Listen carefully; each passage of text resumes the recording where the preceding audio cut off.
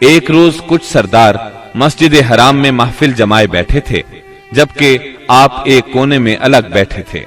مسلمانوں کی بڑھتی ہوئی تعداد نے قریش کی پریشانی میں بہت اضافہ کر دیا تھا، لہٰذا اس موقع پر ابو سفیان کے خسر عتبہ بن ربیعہ نے قریش کے سرداروں سے کہا، صاحبو، اگر آپ لوگ پسند کریں تو میں جا کر محمد سے بات کروں اور ان کے سامنے چند تجاویز رکھوں، شاید کہ وہ ان میں سے کوئی تجویز مان لیں اور ہم لوگ بھی اس کو قبول کر لیں، ہو سکتا ہے اس طرح وہ ہماری مخالفت سے باز آ جائیں۔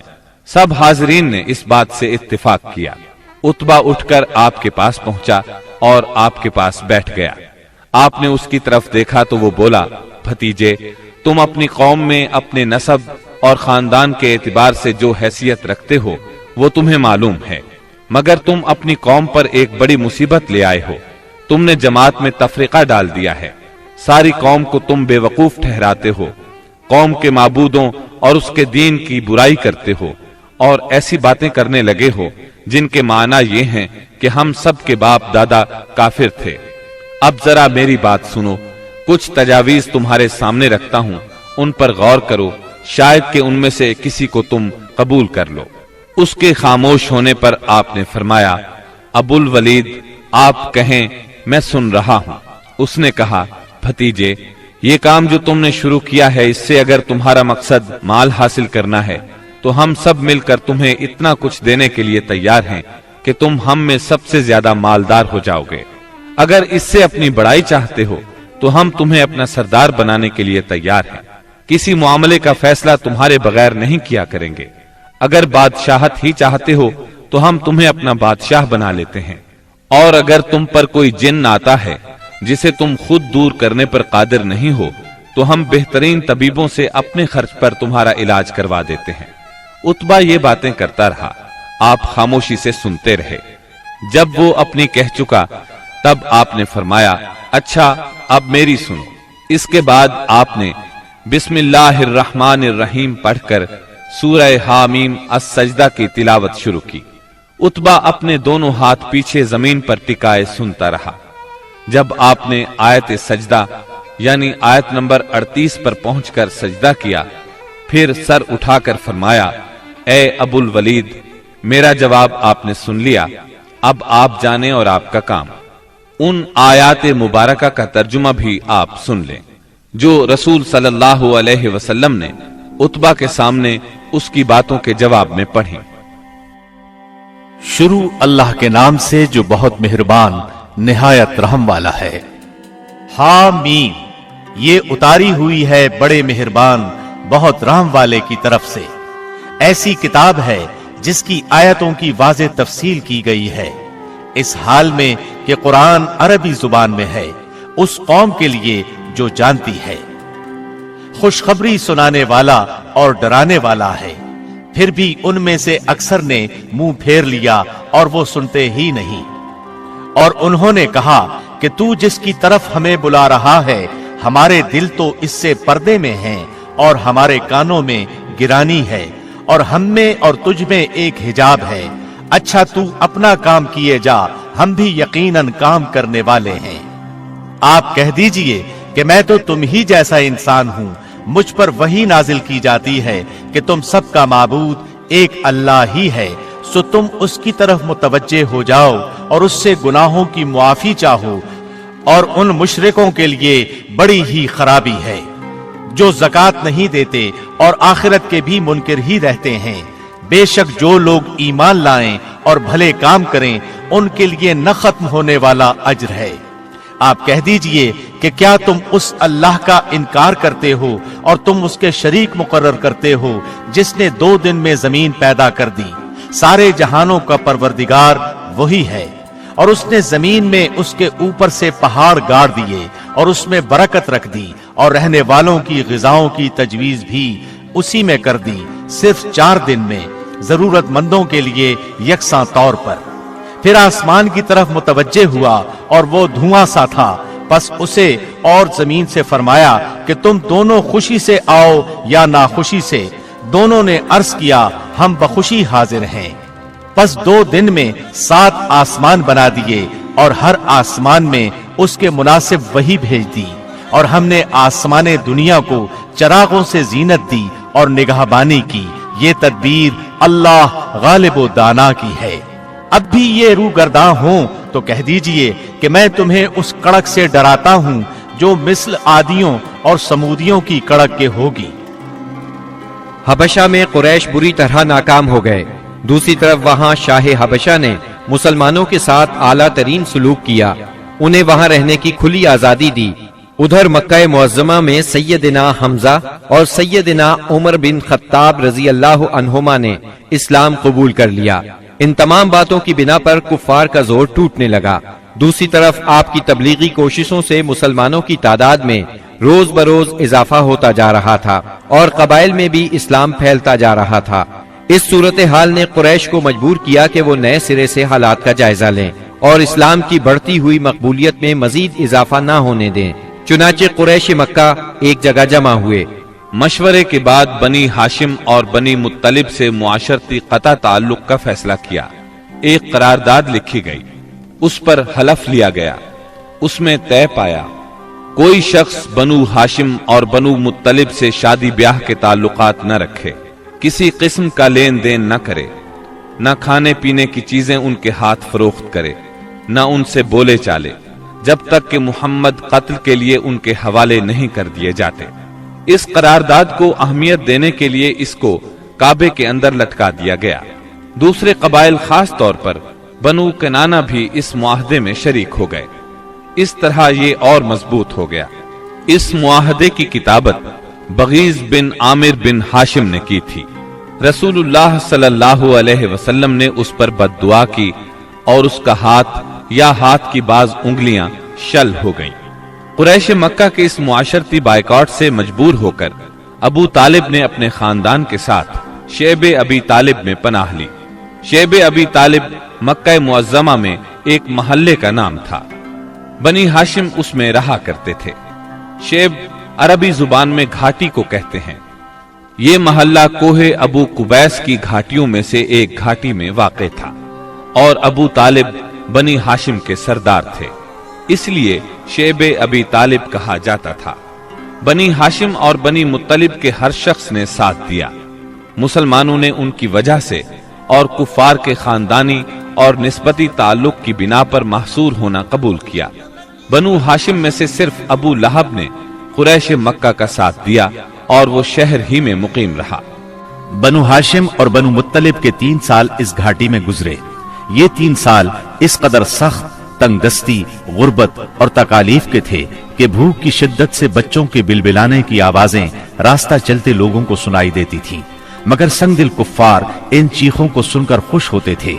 مسلمانوں نے ان 3 برسوں میں درختوں کے پتے اور چمڑے کھا کر پیٹ کی آگ بجھائی۔ سعد بن ابی وقاص رضی اللہ عنہ فرماتے ہیں، میں بھوکا تھا، اتفاق سے رات کے وقت میرا پاؤں کسی چیز پر پڑا، میں نے اس چیز کو اٹھایا اور نکل گیا، مجھے اب تک معلوم نہیں کہ وہ کیا چیز تھی۔ اسی طرح اونٹ کی کھال کا سوکھا ہوا چمڑا انہیں کہیں راستے میں پڑا مل گیا، انہوں نے پانی سے دھو کر اس کو جلایا اور صفوف بنا کر پانی کے ساتھ کھا کر 3 راتیں بسر کی۔ یہ معاشرتی بائیکاٹ اتنا شدید تھا کہ قریش نے کھانے پینے کی اشیاء کا لے جانا بھی بند کر دیا تھا۔ جب کوئی تجارتی قافلہ مکے آتا تو ابو لہب اٹھتا اور اعلان کرتا، کوئی تاجر عام نرخوں پر اصحاب محمد کو فروخت نہ کرے، بلکہ اتنی قیمت بڑھائے کہ وہ چیز ان لوگوں کی قوت خرید سے باہر ہو جائے۔ قریش میں سے بعض لوگوں کے دل ان حضرات کی یہ حالت دیکھ کر کڑتے تھے، کیونکہ وہ ان کے عزیز تھے، چنانچہ ایسے لوگ خفیہ طور پر کھانے پینے کی چیزیں بھیج دیتے تھے۔ ایک دن سیدنا حکیم بن حزام رضی اللہ عنہ اپنی پھوپھی سیدہ خدیجہ رضی اللہ عنہا کے لیے کچھ چیزیں لے کے جا رہے تھے کہ ابو جہل نے راستہ روک لیا اور کہا، اگر تم نے شیب ابی طالب میں غلہ پہنچانے کی کوشش کی تو میں سب لوگوں میں تمہیں رسوا کر دوں گا۔ اتفاق سے اس وقت ابو البختری سامنے سے آ گیا۔ واقعے کی تفصیل سن کر ابو جہل سے کہنے لگا، اگر ایک شخص اپنی پھوپھی کے لیے کچھ غلہ بھیجتا ہے تو تم کیوں رکاوٹ بنتے ہو؟ چنانچہ ابو البختری کی مداخلت کی وجہ سے اسے اپنی پھوپھی کے پاس غلہ بھجوانے دیا۔ غرض ایسی ہی تکالیف اور مصائب کی وجہ سے مکے کے بعض نیک دل لوگوں کو یہ سفاکانہ معاہدہ ختم کرنے کا خیال آیا۔ آخر ہشام بن عمرو کی کوششوں سے زہیر بن ابی امیہ، سیدہ ختیجہ رضی اللہ عنہا کے رشتہ دار مطعم بن عدی، زمعہ بن اسود اور ابو البختری بن ہاشم اور مختلف قبائل کے بعض افراد نے رات کو خفیہ مجلس میں اس معاہدے کی منسوخی کا طریقہ کار مرتب کیا۔ پھر صبح کو کعبۃ اللہ کے پاس اپنے اپنے حلقے میں جمع ہوئے۔ طواف کے بعد پہلے زہیر نے اعلان کیا، جب تک انسانیت کے خلاف اس معاہدے کو ختم نہیں کیا جائے گا میں چین سے نہیں بیٹھوں گا۔ اس پر ابو جہل نے مخالفت کی، لیکن 4 اور نیک دل انسانوں نے اپنے اپنے قبیلے کی طرف سے یکے بعد دیگرے اس بائیکاٹ کو ختم کرنے کا اعلان کیا۔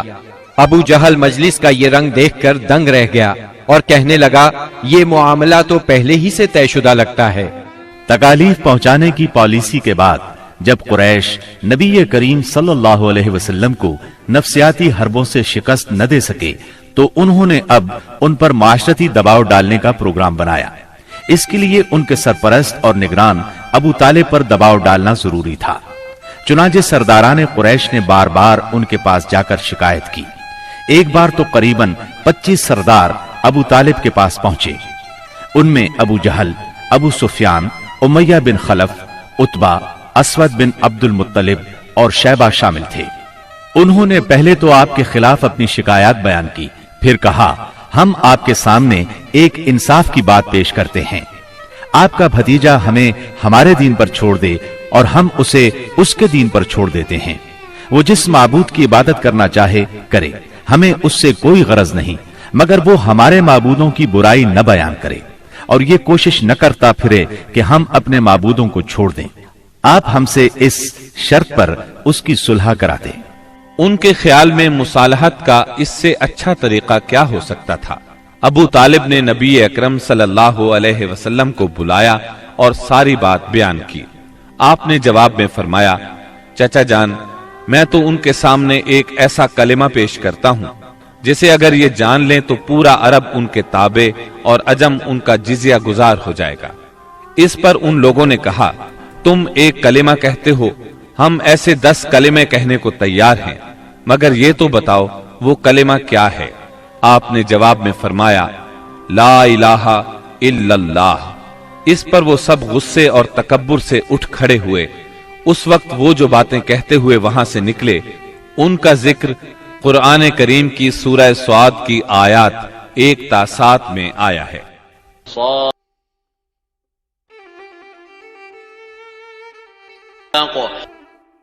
صاد، اس نصیحت والے قرآن کی قسم، بلکہ کفار غرور و مخالفت میں پڑے ہوئے ہیں۔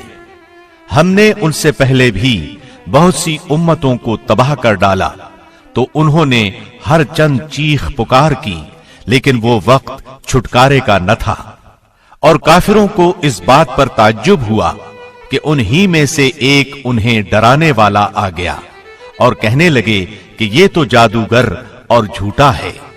کیا اس نے اتنے سارے معبودوں کا ایک ہی معبود کر دیا؟ واقعی یہ بہت ہی عجیب بات ہے۔ ان کے سردار یہ کہتے ہوئے چلے کہ چلو جی اور اپنے معبودوں پر جمے رہو، یقیناً اس بات میں کوئی غرض ہے۔ ہم نے تو یہ بات پچھلے دین میں بھی نہیں سنی، کچھ نہیں، یہ تو صرف من گھڑت ہے۔ نبی اکرم صلی اللہ علیہ وسلم اور آپ کے صحابہ کرام رضی اللہ عنہم کو اس مصیبت سے نجات تو مل گئی، لیکن قریش کے 3 سالہ بائیکاٹ نے بہت سے حضرات کی صحت برباد کر دی تھی۔ نبی اکرم صلی اللہ علیہ وسلم اور آپ کے صحابہ کرام رضی اللہ عنہم کو اس مصیبت سے نجات تو مل گئی، لیکن قریش کے 3 سالہ بائیکاٹ نے بہت سے حضرات کی صحت برباد کر دی تھی۔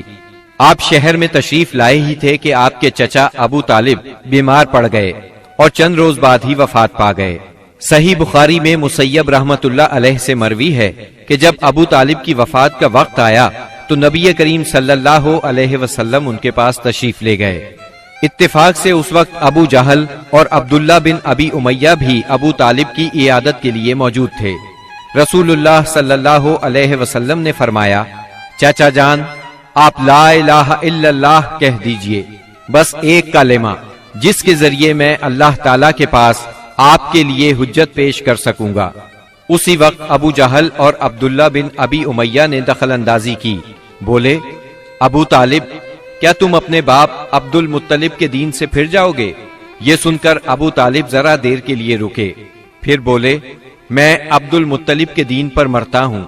اس کے بعد ابو طالب نے آپ کی طرف دیکھا اور کہا، میں کلمہ شہادت کہہ دیتا، لیکن قریش کہیں گے کہ ابو طالب موت سے ڈر گیا۔ یہ سن کر آپ نے فرمایا، میں آپ کے لیے مغفرت کی دعا کرتا رہوں گا جب تک اللہ مجھے ایسا کرنے سے منع نہ کر دے۔ اس پر سورہ توبہ کی آیت 113 نازل ہوئی۔ نبی اور اہل ایمان کے لیے درست نہیں کہ مشرکین کے لیے دعائے مغفرت کریں، اگرچہ وہ قرابت دار ہی کیوں نہ ہوں، جبکہ ان پر واضح ہو چکا ہے کہ وہ جہنمی ہیں۔ جناب ابو طالب کی وفات کے چند روز بعد سیدہ خدیجہ رضی اللہ عنہا نے انتقال فرمایا۔ آپ اپنے شفیق چچا کی وفات کے صدمے سے ابھی سنبھلے بھی نہیں تھے کہ سیدہ خدیجہ رضی اللہ عنہا جیسی جانثار اور غم گسار رفیقہ حیات دنیا سے رخصت ہو گئیں۔ ان کی وفات نبوت کے 10ویں سال ماہ رمضان میں ہوئی۔ اس وقت ان کی عمر 65 برس تھی۔ رسول اللہ صلی اللہ علیہ وسلم کا ارشاد ہے، جس وقت لوگوں نے میرے ساتھ کفر کیا وہ مجھ پر ایمان لائیں، جس وقت لوگوں نے مجھے جھٹلایا انہوں نے میری تصدیق کی، جس وقت لوگوں نے مجھے محروم کیا انہوں نے مجھے اپنے مال میں شریک کیا، اور اللہ نے مجھے ان سے اولاد دی اور دوسری بیویوں سے کوئی اولاد نہ دی۔ ان کی میت خود آپ نے قبر میں اتاری۔ اس سال کا نام خود آپ نے عام الحزن رکھا۔ یہ نام تاریخ اسلام کا جز بن گیا۔ جناب ابو طالب اور سیدہ خدیجہ الکبریٰ کی وفات کے بعد کفار مکہ اور بھی زیادہ دلیر ہو گئے، پہلے سے زیادہ آپ کو تنگ کرنے لگے، یہاں تک کہ آپ کا گھر سے نکلنا بھی مشکل ہو گیا۔ ابو طالب کی وفات پر ابو لہب بنو ہاشم کا سردار بنا۔ شروع ہی میں اس نے اعلان کر دیا کہ آپ اپنے اقوال اور اعمال کے ذمہ دار ہیں۔ یہ اعلان گویا آپ کو برادری سے خارج کر دینے کے برابر تھا کہ جو چاہے آپ کو معاذ اللہ قتل کر دے، قبیلہ آپ کی حمایت نہیں کرے گا۔ آخر کار آپ شوال 10 نبوت اواخر مئی یا اوائل جون 619 عیسوی کو اس ارادے سے طائف تشریف لے گئے کہ بنی ثقیف کو اسلام کی طرف بلائیں، اور اگر وہ اسلام قبول نہ کریں تو انہیں کم از کم اس بات پر آمادہ کریں کہ وہ آپ کو اپنے ہاں چین سے بیٹھ کر کام کرنے کا موقع دیں۔ طائف مکہ معظمہ سے 60 میل کے فاصلے پر پہاڑوں میں ایک سرسبز و شاداب مقام ہے، جو اپنی خوشگوار آب و ہوا کی وجہ سے اہل حجاز کے لیے ایک صحت افزا مقام کی حیثیت رکھتا ہے۔ جس وقت آپ نے طائف کا سفر اختیار کیا، وہاں قبیلہ بنو ثقیف برسر اقتدار تھا۔ آپ کو اس وقت کوئی سواری تک میسر نہیں تھی۔ مکہ معظمہ سے طائف تک کا سفر آپ نے پیدل طے کیا۔ آپ کے ساتھ صرف زید بن حارثہ رضی اللہ عنہ تھے۔ راستے میں جس قبیلے سے گزر ہوتا اسے اسلام کی دعوت دیتے، لیکن کسی نے بھی دعوت قبول نہ کی۔ وہاں پہنچ کر آپ نے 10 دن قیام فرمایا۔ اس قیام کے دوران ثقیف کے 3 سرداروں کے پاس گئے جو آپس میں بھائی تھے، جن کے نام یہ ہیں: عبد یالیل، مسعود اور حبیب۔ ان کے والد کا نام عمرو بن عمیر ثقفی تھا۔ آپ نے انہیں اللہ کی اطاعت اور اسلام کی مدد کی دعوت دی۔ انہوں نے انکار کر دیا اور خوف محسوس کیا کہ کہیں ان کا نوجوان طبقہ آپ کی تبلیغ سے متاثر نہ ہو جائے۔ مجبوراً آپ کو طائف چھوڑنا پڑا۔ جب آپ وہاں سے نکلے تو ثقیف کے سرداروں نے اپنے ہاں کے لفنگوں کو آپ کے پیچھے لگا دیا۔ وہ راستے کے دونوں طرف دور تک آپ پر آوازیں کستے چلے گئے۔ انہوں نے گالیاں بھی دیں اور پتھر بھی مارے۔ اس قدر پتھر مارے کہ آپ زخموں سے چور ہو گئے، اور اس قدر خون نکلا کہ آپ کے جوتے مبارک بھی۔ اس حالت میں آپ عتبہ اور شیبہ ابنائے ربیہ کے ایک باغ میں بیٹھ گئے۔ یہ باغ طائف سے 3 میل کے فاصلے پر واقع تھا۔ باغ میں ایک دیوار سے ٹیک لگا کر انگور کی بیل کے سائے میں بیٹھ گئے۔ जो कुछ पेश आया उस पर सोच विचार कर रहे थे। चुनाचे आपने एक रिक्कत अंगेज दुआ फरमाई जो दुआए मुस्तज़फ़ीन के नाम से मशहूर है, जिसका मफहूम ये है, इलाही मैं तुझसे अपनी कमजोरी और बेबसी और लोगों के नजदीक अपनी बेकदरी का शिकवा करता हूँ। या अरहमर राहिमीन, तू कमजोरों का रब है, तू मेरा भी रब है। तू मुझे किसके हवाले कर रहा है? क्या किसी बेगाने के जो मेरे साथ तुंदी से पेश आए, या किसी दुश्मन के जिसे तूने मेरे मामले का मालिक बना दिया है? अगर मुझ पर तेरा गजब नहीं है तो कोई परवाह नहीं, लेकिन तेरी आफियत मेरे लिए ज्यादा कुशादा है। मैं तेरे चेहरे के उस नूर की पनाह चाहता हूँ जिससे तारीकियां रोशन हो गईं और जिससे दुनिया और आखिरत के मामलात दुरुस्त हुए कि तू मुझ पर अपना गजब नाजिल करे या तेरा इताब मुझ पर वारिद हो। मुझे तेरी रिजा मतलूब है, यहाँ तक कि तू खुश हो जाए और तेरे बगैर कोई जोर और ताकत नहीं। वापसी पर आप बहुत दिल शिकस्ता थे, गमगीन थे। जब आप कर्नुल मनाजिल के करीब पहुंचे तो महसूस हुआ आसमान पर एक बादल सा छाया हुआ है। नजर उठाई तो जिब्राईल अलैहिस्सलाम सामने थे। उन्होंने कहा, आपकी कौम ने जो जवाब आपको दिया अल्लाह ने उसको सुन लिया है। अब ये पहाड़ों का मुंतजिम फरिश्ता अल्लाह ने भेजा है, जो आप हुक्म देना चाहें दे सकते हैं। फिर पहाड़ों के फरिश्ते ने आपको सलाम करके अर्ज किया, आप फरमाएं तो दोनों तरफ के पहाड़ इन लोगों पर उलट दूं। आपने फरमाया, नहीं, बल्कि मुझे उम्मीद है कि अल्लाह ताला इनकी नस्ल से ऐसे लोग पैदा करेगा जो सिर्फ एक अल्लाह की इबादत करेंगे और उसके साथ किसी को शरीक नहीं ठहराएंगे। आप ताइफ से निकलकर चंद रोज नखला के मकाम पर ठहरे। परेशान थे कि अब कैसे मक्का जाऊं। ताइफ में जो कुछ गुजरी उसकी खबरें वहां तक पहुंच चुकी होंगी।